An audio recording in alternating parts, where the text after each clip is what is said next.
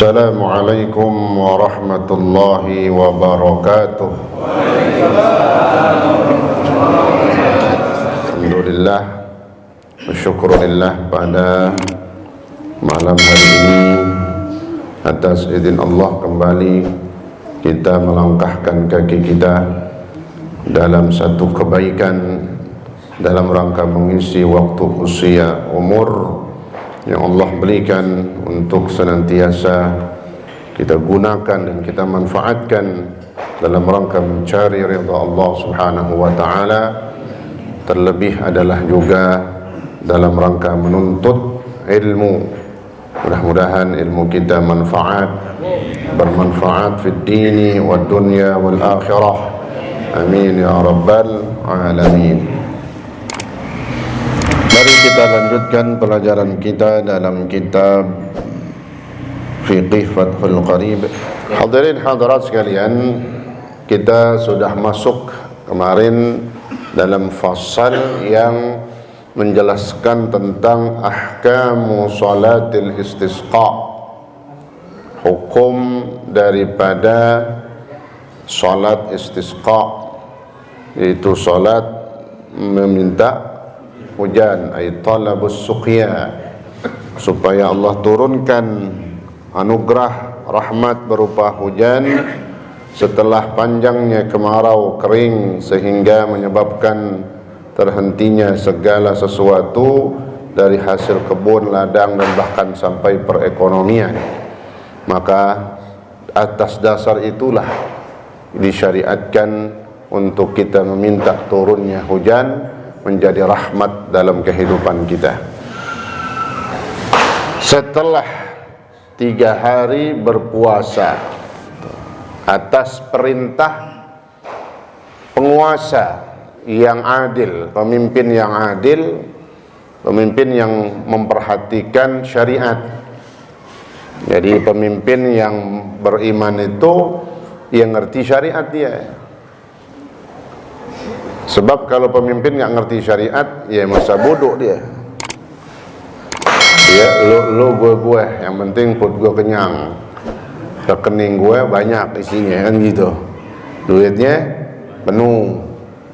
Tapi kalau pemimpin beriman, dia mengerti hukum Islam, mengerti syariat. Wah, ini negara sedang kacau misalnya, dari segi paceklik ataupun kemarau. Nah, turun-turun hujan. Nah, sebagai penguasa, dia pemimpin negara, ya maka dia berhak. Ayo rakyat semuanya puasa. Nah, itu ya. Nah, maka insyaallah mudah-mudahan ya kita nggak putus asa. Tetap kita berharap sebagai harapan kita hidup di dunia ini kita punya nanti pemimpin itu pemimpin yang adil. Ya. Insyaallah mudah-mudahan umat Islam pada saatnya bisa bersatu, ya, bisa bersatu sehingga tidak ya seperti keadaan sekarang ini yang begitu sangat semena-mena dari orang-orang yang memiliki kekuasaan. Setelah 3 hari puasa, maka kapan sholat istisqa'nya? Hari yang keempat. Thumma yakhruju bihim fil yaumir rabi'. Hari yang keempat keluar bersama-sama di padang atau di padang. Di padang tadi warung lagi maksudnya. Ya. Di lapangan maksudnya. Ya. Saya ngomong padang mahsyar ya. Itu. Di tanah lapang, tempat terbuka. Gitu. Pada hari yang keempat, siyaman, masih dalam keadaan berpuasa tuh hari yang keempatnya.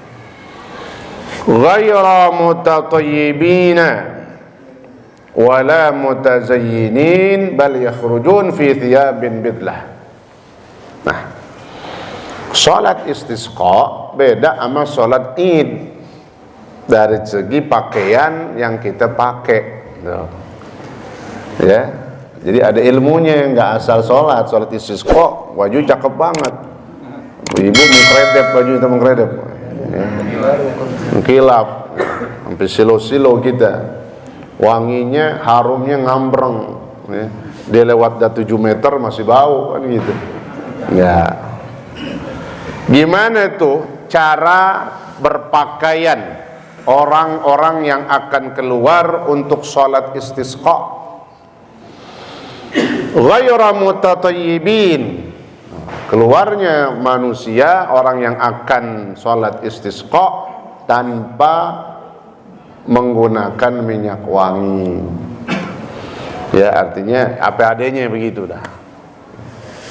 Tapi bukan berarti nih baju yang udah apek dipakai, enggak. Ini masalah lagi ntar jadinya. Begini pakai sholat istisqa, berbau ketek bajunya, berbasah banget ya. Enggak. Baju yang bersih, itu maksudnya. Jangan salah paham lagi, ya. Tentang ghayra mutatayyibin, katanya nggak pakai minyak wangi. Ah yaudah, baju yang 3 bulan yang lama kita pakai, enggak. Baju bersih baru dicuci, ya, tanpa minyak wangi. Jadi nggak usah disemprotin lagi, udah begitu aja keluar. Tapi bajunya bersih. Gitu. Wala mutazayyinina, tidak menggunakan minyak wangi.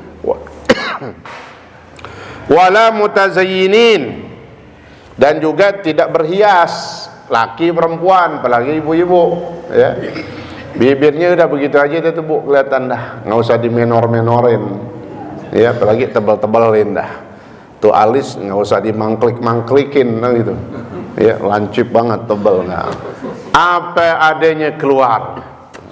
Tuh kalau mau lihat yang asli begitu tuh perempuan, loh kita lihat asli itu, ya. Tapi orang sini sih asli semua, ya. Orang Jagakarsa asli orang semua, ya. Iya benar ya. Iya, nggak ada orang-orangan, asli orang semua. Ya, orang sini apa adanya udah. Nih semua, yang laki yang perempuan tidak menggunakan, nggak pakai minyak wangi, tidak berhias. Fala yusannu tatayyubun wala tazayyunun bal yakunu ash'ath aghbar li'annahu aqrab lil ijabah. Ini kan lagi mau salat istisqa, mau minta turun hujan. Ini hujan nggak turun-turun, kering banget udah. Jadi nggak main-main gitu maksudnya, ya. Ya nggak pakai ganjen-ganjen nih. Ya nggak pakai dandan-dandan, nggak, keluar semata-mata mengharapkan dan menunjukkan. Bahkan di sini katanya bahkan lebih bagus ash'ath akbar, ya, seperti halnya orang haji ataupun umrah. Kan sama itu tadi. Kalau udah pakai baju ihram, maka haram menggunakan minyak wangi, juga berhias. Sama seperti itu. Posisinya pun keadaannya, tubuhnya seperti apa? Kayak orang haji atau umrah, lusuh, maknanya begitu. Artinya ya mandi gak deh? Air aja kagak, kan gitu. Mau jawab mandi, kagak, nggak ada air soalnya. Ya, ya berdebu deh tuh gitu, ya, kayak begitu tuh keluar. Kemudian, nah, kenapa katanya? Li'annahu aqrab lil ijabah. Keadaan yang asli, orisinil namanya itu, ya, seperti itulah yang bahkan berdebu mukanya, rambutnya juga, ya. Nah, itu yang menunjukkan katanya aqrab lil ijabah, sebagaimana keadaan orang yang lagi ihram dengan haji atau umrah seperti itu, doanya mustajab, maka begitu juga orang yang mau sholat istisqa itu secara berjamaah. Bal yakhrujuna fi thiyabin bidlah, bahkan keluarnya menggunakan pakaian yang apa tuh? Pakaian rumahan gitu. Ya, pakaian rumah, ma yulbas, bukan baju pergi, maksudnya begitu. Ya kan ada baju pergi ya, baju kondangan, ya kan yang Yesus kok batik semua kan gitu. Siapa yang ngawinin, ya? Baju rumah, baju biasa udah, baju rumah. Ya, yang penting menutup aurat. Ya, itu tertutup auratnya. Sama ibu-ibu begitu juga, tertutup auratnya. Ya, baju biasa, baju rumah. Itu maknanya baju thiyabun bidlah. Karena tadi kan nggak pakai minyak, menunjukkan kebutuhannya dan sangat butuhnya kepada Allah. Itu. Jadi keluar dengan menggunakan pakaian harian. Ma yulbasu min thiyabil mihnah waqtal amal. Ya, baju pakaian yang dipakai waktu dia sibuk, artinya sibuk kerja waktal amal dalam urusannya. Yang bapak-bapak baju-baju pakaian begitu, ya pakai udah. Begitu, yang penting tetap tertutup auratnya. Nah.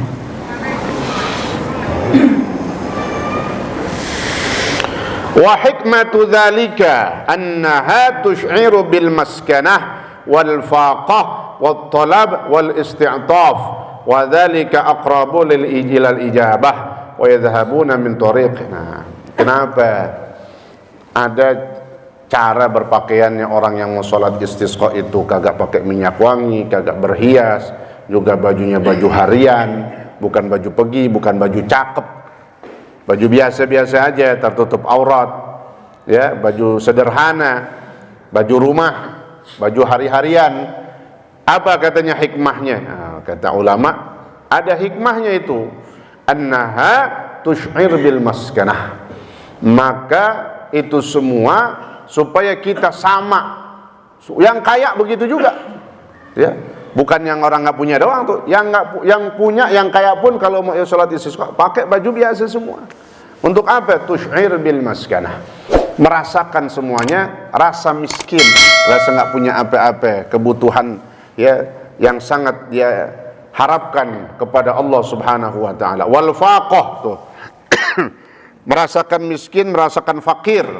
Wat talab, dan merasakan sangat mencari apa yang dibutuhkan, yaitu kepada Allah Subhanahu wa taala, siraman air ataupun hujan.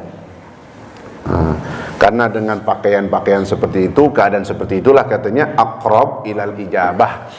Ya, namanya baju sederhana, maka itu yang lebih mendekatkan dalam diijabahnya doa-doanya.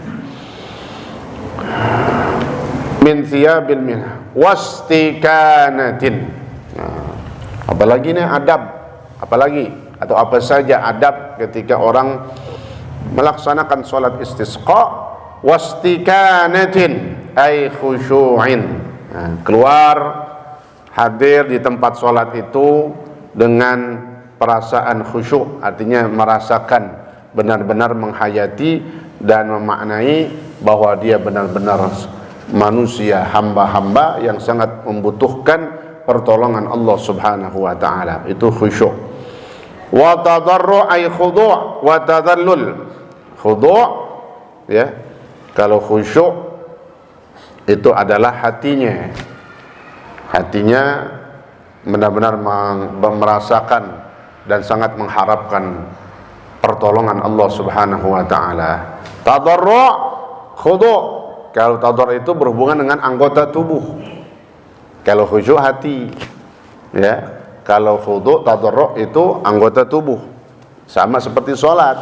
Sholat juga harus ada dua nih. Ada khusyuk kita, ada tadarru' kita. Khudu'. Khusyuk hati jangan lalai. Kita ngerasain bahwasanya kita sedang di hadapan Allah Subhanahu wa taala. Khusyuk. Kita enggak peduli sama yang lain, kita enggak tahu kanan kiri orang. Itu khusyuk. Kata Syekh Zainuddin Al-Malaibar dalam kitab Fathul Mu'in, di situ dikatakan ciri orang khusyuk, dia nggak tahu kanan kirinya siapa, dia nggak tahu juga depannya siapa itu orangnya, dia nggak tahu. Itu namanya di antara ciri kekhusyuan. Dia lihat aja tuh pandangannya ke tempat sujudnya dia nggak tahu kanannya siapa, barangnya ada apaan tuh yang di tempat sujudnya, dia nggak tahu. Itu namanya khusyuk. Nah, kalau kita gimana bayangnya? Ada samping naruh handphone. Wah. Handphonenya baru lagi nih. Lagi duduk berderet kita. Wah, kelingkingnya gede banget, gimana jempolnya orang kan gitu. Ada haji yang dikasih itu dalam hati gitu. Lagi ruku ya, kita datang belakang, nah masbuk atau makmum ketinggalan tuh, Allahu Akbar ya, datang di samping kita gerasa kerusuk, pokoknya jabrah, tahu jabrah, pokoknya serabot gitu ya, sampai kadang ganggu kita mau tahu nih kadang. Dia kan mau tahu, lirik nggak sempet, lagi ruku dilihat insano jempolnya nih, ya, nah kalau cantengan jempolnya, ya, pengen tahu gitu, tuh khusyuk. Nah, gimana? Coba berarti belajar mengalihkan keinginan itu. Kalau udah bisa, berarti ada manfaatnya ilmu kita. Berarti udah mulain kita. Kalau masih pengen lirik, nah itu belum, ya. Jadi udah tahu takarannya. Gimana? Ya latih sendiri. Kalau kita nggak pernah berlatih, nggak bisa. Kita turutin tuh keinginan tahu kita. Oh, makin jadi udah, makin penasaran. Tapi kalau manteng, makanya ada sunnah dalam sholat, baik sholat fardu ataupun sholat sunnah. Sunnahnya apa?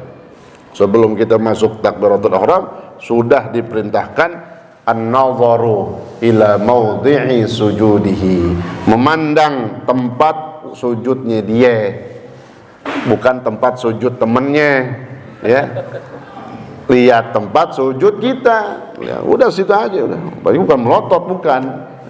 Lihat, memandang, ya.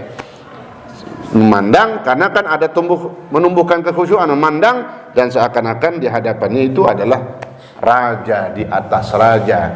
Ya, ini khusyuk. Jadi khusyuk itu hati. Ya kan, kalau hati pengen tahu namanya masih belum tenang tuh hati. Nah, kalau khudu' itu anggota tubuh, sama. Ciri orang sholat itu harus ada dua tadi kan, khusyuk hatinya sama khudu'nya. Apa khudu' itu? Anggota tubuhnya. Anggota tubuhnya harus diam. Itu tanda insyaallah bagian dari kekhusyuan di dalam sholatnya. Jangan kita lepas nih anggota tubuh, ya mau kemana aja dinemprok, ya.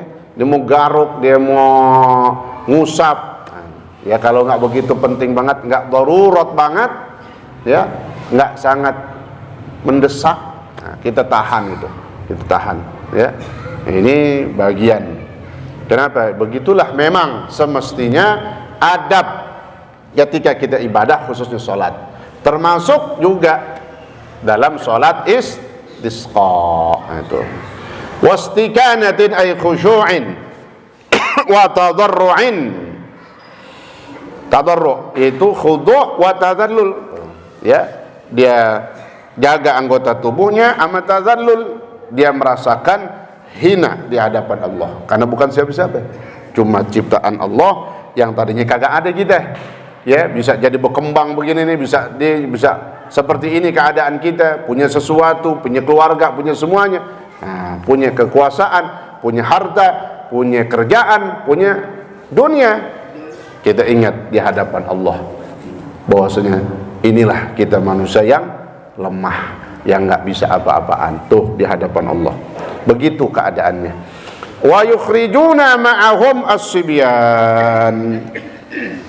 Ketika sholat istisqa, siapa aja nih? Bukan orang-orang yang sudah balik aja. Diperintahkan apa? Dan mengajak keluar untuk gabung dalam sholat istisqa. Pokoknya ajak aja, keluarin dah. Mau dia bisa juga atau kagak sholat istisqa, ajak aja keluar. Yukhrijuna ma'ahum as-sibyan. Karena kan nanti ada doa. Seandainya dia nggak bisa cara sholat istisqa, nanti ada doa. Nah, dia kan berdoa juga itu anak-anak. Dikeluarin tuh katanya. Keluar bersama mereka, yaitu orang-orang yang sholat as-sibyan, anak-anak kecil. Kenapa? Li'annahum la dzamba 'alaihim dzukuran kanu aw inathan walau ghaira mumayyizin. Keluar, ajak. Dia kata duduk doang, tapi arahin ya, supaya jangan berisik, supaya nggak mengganggu. Laki perempuan tuh anak kecil, ajak. Kenapa katanya? Li'annahum la dzamba 'alaihim.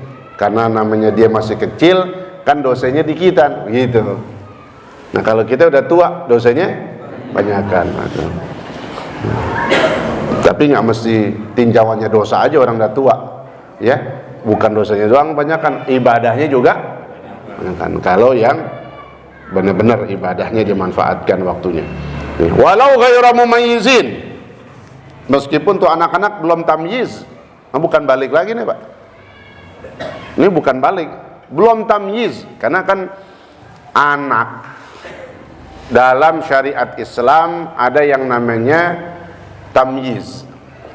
Tamyiz itu belum baligh. Di atas tamyiz ntar namanya baligh. Tamyiz apa? Tamyiz itu anak yang sudah bisa membedakan mana yang baik, mana yang buruk. Bahasa lainnya kata ulama fikih, sampai contoh konkretnya, dia bisa makan sendiri, itu namanya udah tamyiz. Dia udah bisa istinja sendiri, nah, itu namanya udah cebok, dia habis buang air kecil, diajarin sama orang tuanya dari kecil, udah bisa, tamyiznya anak, ya. Kemudian dia buang air besar, udah diajarin ceboknya, telatenin, nah tamyiz gitu, udah bisa, namanya tamyiz. Nah ini ghairu tamyiz, belum tamyiz, berarti masih bocah banget, belum ngerti, itu namanya belum tamyiz. Nggak apa-apa, jadi artinya masih kecil. Berapa tahun tuh?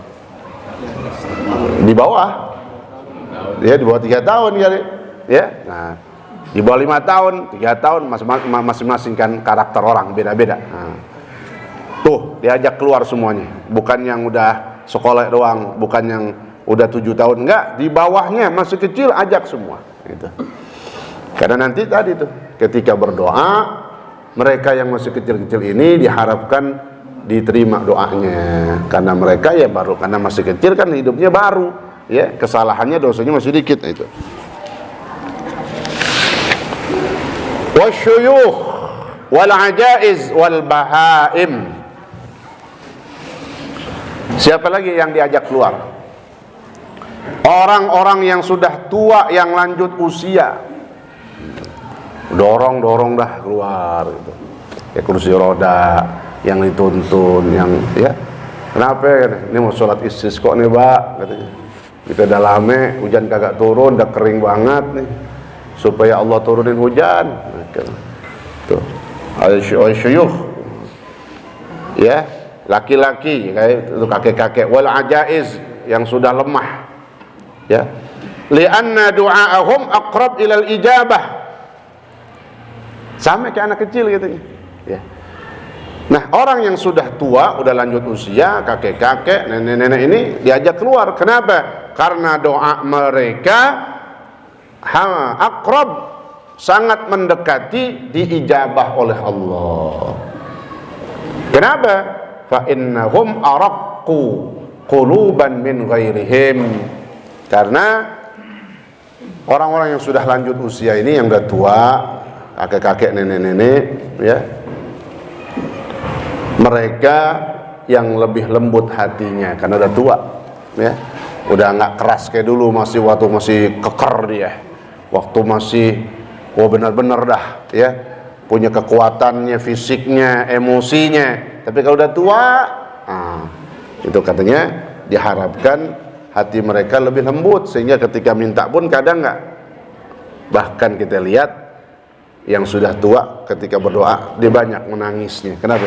Dulu nggak begitu, tapi begitu udah tua baru terasa, baru bisa menghayati, meminta kepada Allah Subhanahu wa taala.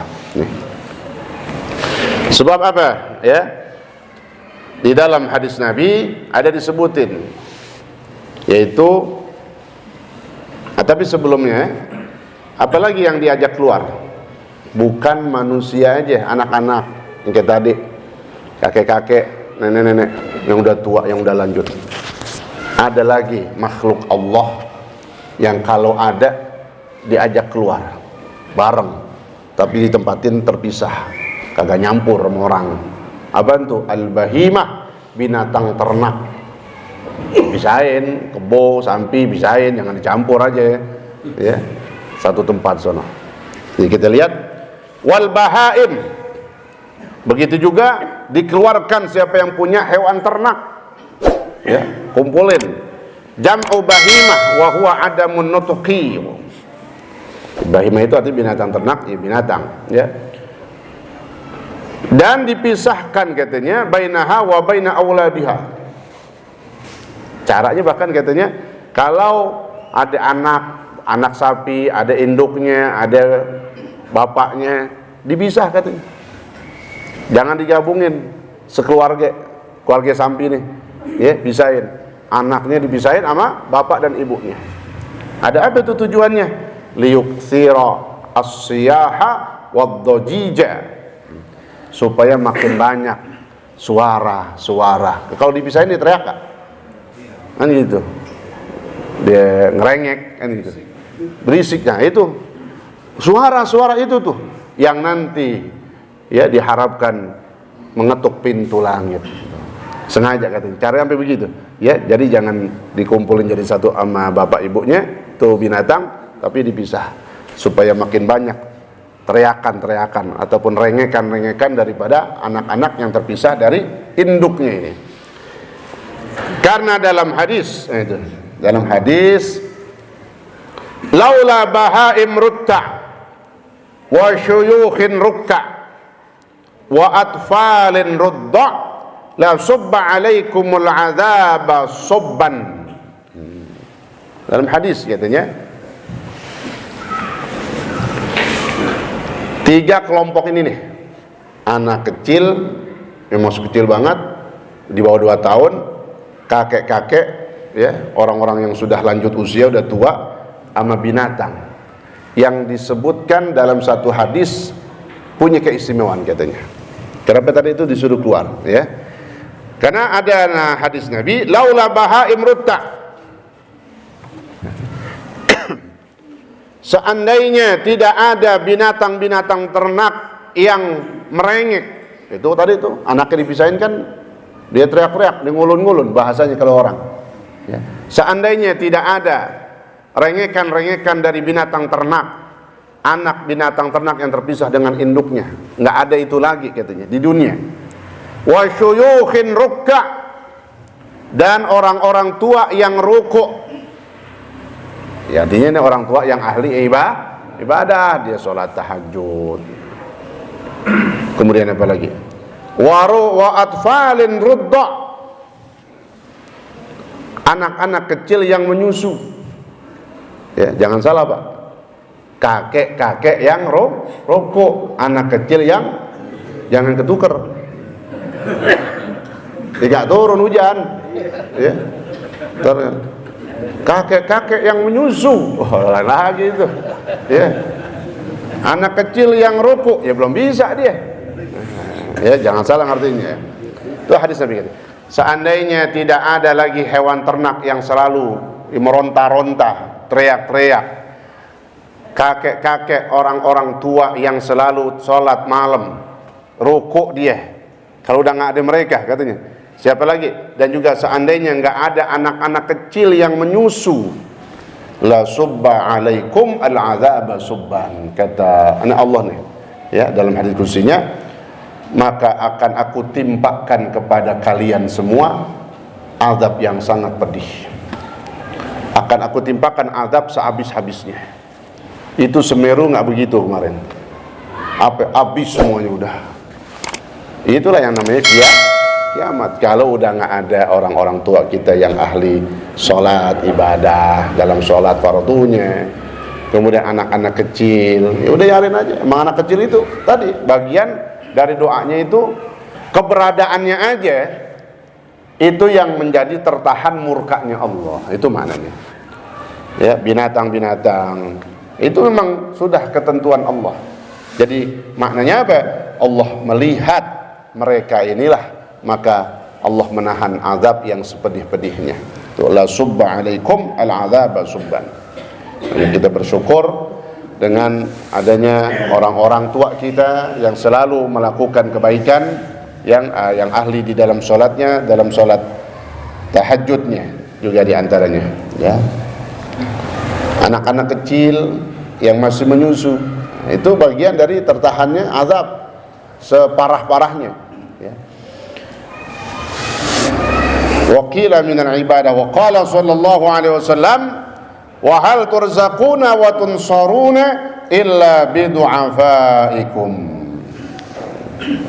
Nah, kata Nabi, ini kan kelompok lemah namanya, kakek-kakek, untuk orang udah tua, biasanya janda, duda gitu.